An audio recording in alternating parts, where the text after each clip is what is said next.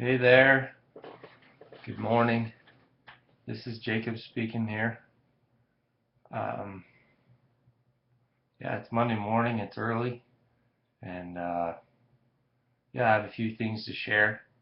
Um, I've been thinking about this whole thing called an IEP, which is an individual educational plan that most kids with autism and um, Down syndrome and and handicaps they have these plans because they learn at different levels, at different paces, um, and they can't handle the stress of some subjects, but they do well and outstanding in others. And I was just thinking about that lately, and how that applies to my life, and how God has me on an IEP, and He knows everything about me. He's known me before time even began. He had me in mind, and he knows what makes me tick and what sets me off, and he knows the plans that he has for me, and as he does for you. And anyway, one of the things that he's teaching me, I guess, as an object lesson lately, is through this little tool. I don't know if you can see this. Um, it just looks like a couple metal things, and what's amazing about this tool is some farmer made it, handmade it years and years ago, and it's still holding up. It's still lasting, and it just goes to show like how things were made back in the day, um, generations previous. Anyway, I saw this as I was picking up some barnwood not too long ago, and I couldn't figure out for the life of me what it was. And I started to mess with it and learn its functions. And this is part of the how I really learn things, and it sparked my curiosity.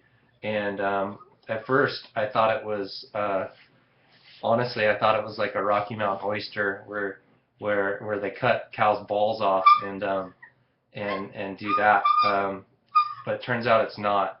Um, this is an instrument that a farmer would use, and he would put this end over the horns, right over the horns of a cow, and it cuts the horns off of cows.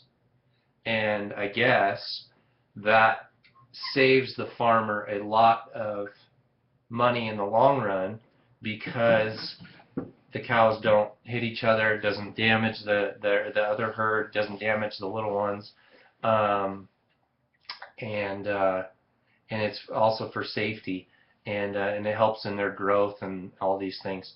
Um, but anyway, why I thought that was cool is because I happen to be reading through the Psalms, and right now I'm on Psalm 75. I think I've shared all but one psalm up to this point, and I'll read Psalm 75 to you, and then maybe you'll see why the matching up of this psalm with this tool in the same day, in the same week, is how, just sharing with you how one of the ways that God reaches me and teaches me about things. And I'd much rather learn this way, and I paid a few bucks for this little tool, and just because it was cool, and I don't know, it kind of intrigued me. But I guess it's kind of like me paying for my own education or college or whatever. Anyway, this is Psalm 75, and it starts with thanks, which is awesome. Um, It says, verse 1 says, "We give thanks to you, O God. We give thanks, for your name is near. Men tell of your wonderful deeds." How often do we do that? Do we tell our friends and brothers about the deeds that God's doing in our lives? Um, I know I struggle with complaining at times, but I had a wonderful conversation yesterday with a trusted friend, and it was just encouraging to relate to him. We both prayed for one another over the phone, and immediately I could see he was lighting up, his voice lighting up on the other end. And when I hung up, my life, I went from a total depressed state all day long to encouraged and back in the game. And so, um, anyway, if you got a bro, you got a friend, just share back and forth the wonderful deeds and just meditate and think on the things that are lovely and good and excellent and praiseworthy. In Philippians 4:4, it talks about that. Um, verse 2 says, "You say, I choose the appointed time. It is I who judge uprightly. When the earth and all its people quake, it is I who hold its pillars firm." Selah. I love that. When all is going to pot, and when all, literally, uh, um, in Colorado and Washington and other places, um, but when all is shaking, the earth is trembling, things are chaotic, guess who's holding it up? And we have the truth here. And the truth is that the Lord our God is holding it all firm. He's holding it together.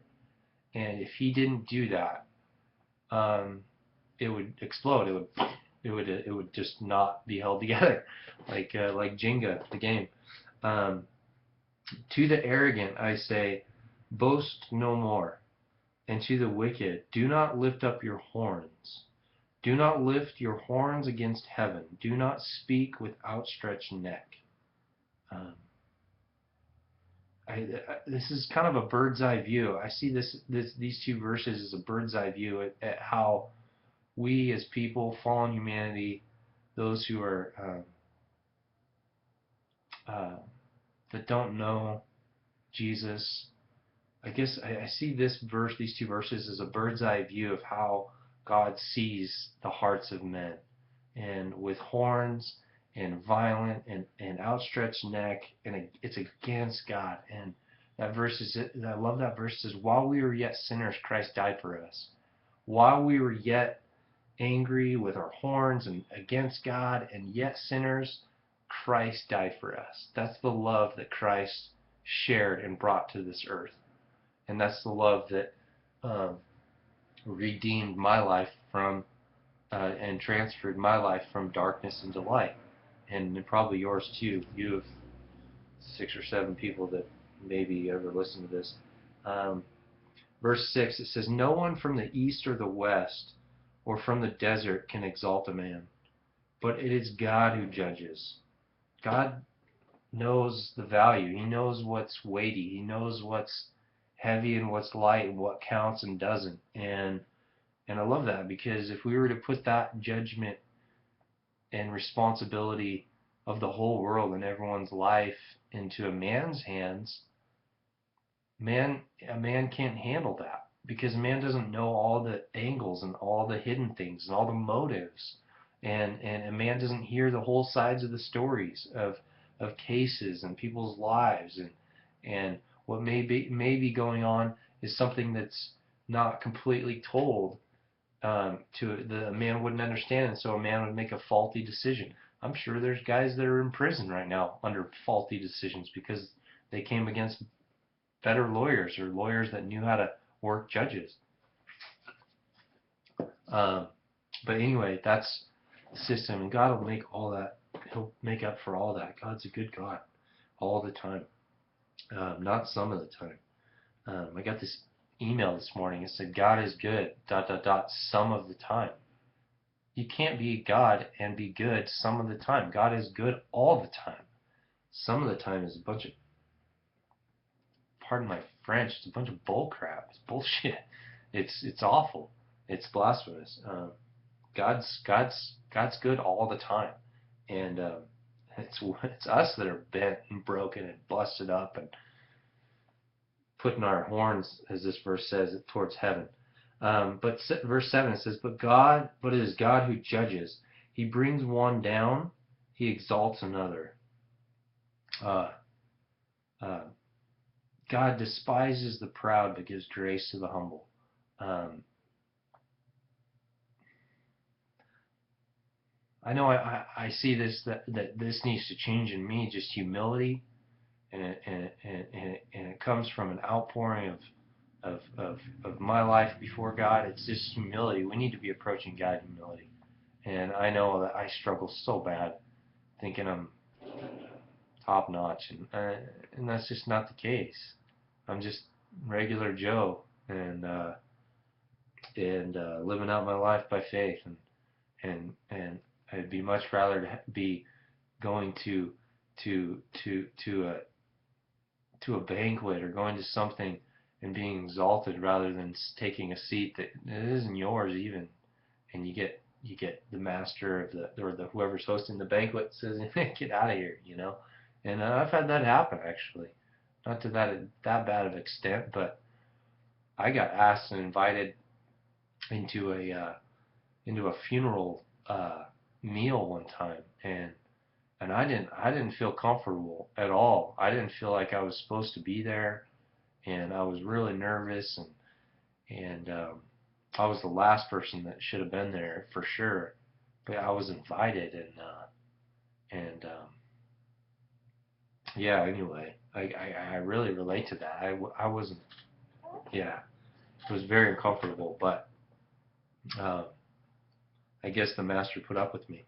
The guy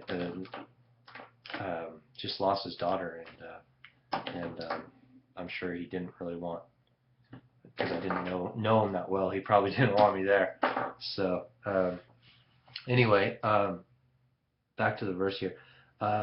It says, "In the hand of the Lord is a cup full of foaming wine mixed with spices. He pours it out, and all the wicked of the earth drink it down to its very dregs. As for me, I will declare this forever. I will sing praise to the God of Jacob.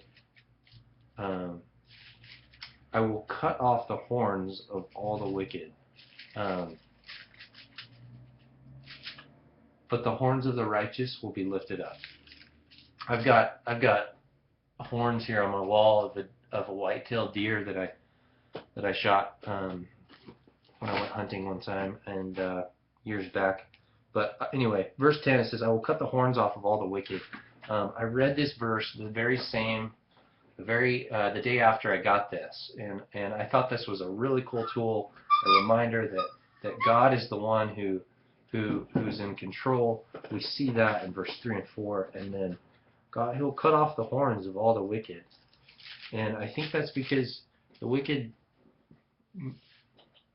in one sense, they can't handle the responsibility of having horns. They hurt and destroy and ruin people, and it's so blatantly crystal clear that that's going on right now in Gaza and Israel, that Israel was just being its own country, and all of a sudden Gaza starts firing rockets at it. That'd be an example to me. What I would see is as a cattle or a cow that has horns that doesn't know how to handle it and uses it for bad, and stabs other cows. And thankfully there's somebody that's greater than all this, and we see that in God here. It says He'll cut off the horns of all the wicked, but the horns of the righteous will be lifted up. Well, obviously all the horns of the wicked have not been cut off yet. And so this is futuristic. This is ongoing. It's been going on for generations after generations. God has been preserving and defeating sin. He beat it all on the cross when He came.